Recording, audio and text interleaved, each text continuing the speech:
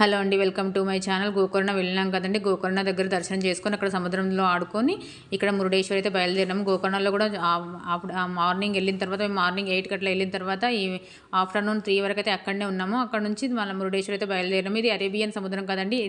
ఇదే సముద్రానికి గోవా కూడా ఉంటుంది, మురుడేశ్వర్, గోకర్ణ అన్నీ ఉంటాయి. మనం వెళ్ళడానికి దారి అనేది కొంచెం ఎక్కువ ఉంటుంది. మనం రూట్లు ఇట్లా తిరుక్కుంటూ రావాలి బైక్ పైన, కాబట్టి కొంచెం లాంగ్ ఉంటుంది అంతే.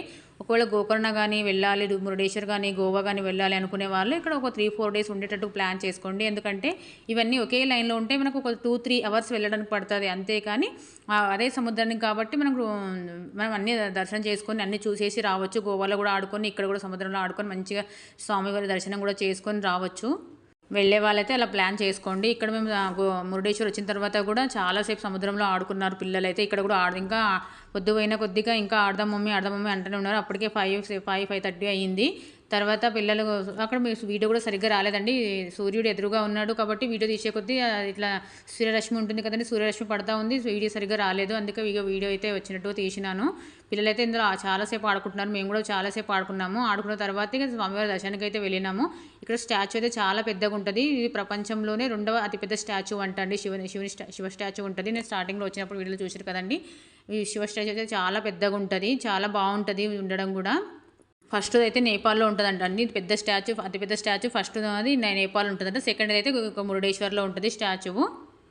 ఇక్కడైతే కూడా సముద్రంలో చాలాసేపు ఆడుకొని మళ్ళీ రూమ్కి వెళ్ళి స్నానం చేసుకొని డ్రెస్ చేంజ్ చేసుకొని అయితే స్వామివారి దర్శనానికి అయితే బయలుదేరినాము. స్వామివారి దర్శనానికి ఎక్కువ టైం అయితే పట్టలేదు, చాలా తొందరగా అయిపోయింది స్వామివారి దర్శనము. ఇక స్వామివారి వెనకాల ఏంటంటే ఒక గుహలాగా ఉంటుందండి. గుహ లోపలికి వెళ్తే మనకు అందరు దేవుళ్ళు ఉంటారు లోపల. చాలా బాగుంటుంది. వీడియో అయితే తీయనీయలేదు, అందుకని వీడియో తీయలేదు. లోపల చాలా బాగుంటుంది.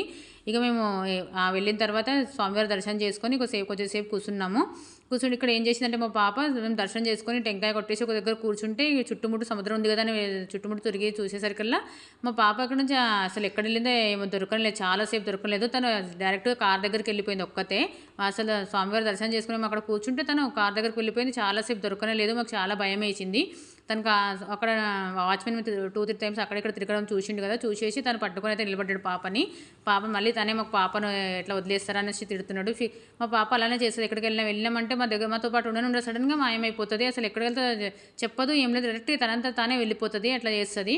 ఇక్కడ చూడండి స్టాచ్యూ అయితే ఎంత పెద్దగా ఉంది. వీడియో అయితే మంచిగా రాలేదు. నేను దీన్ని పెద్దగా పెట్టేసరికల్లా వీడియో మంచిగా రాలేదండి. ఇక స్టాచ్యూ అయితే చాలా పెద్దగా ఉంటుంది, చాలా బాగుంటుంది స్టాచ్యూ.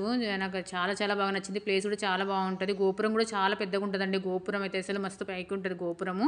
ఇక్కడ బసవన్న కూడా ఎదురుగా చాలా పెద్దగా ఉంటాడు. స్వామివారికి ఎదురుగా బసవన్న కూడా చాలా పెద్దగా ఉంటాడు. వీడియో అయితే నచ్చింది అనుకుంటున్నాను. వీడియో నచ్చితే లైక్ చేయండి. బాయ్ అండి. నెక్స్ట్ వీడియోలో మళ్ళీ కలుస్తాను.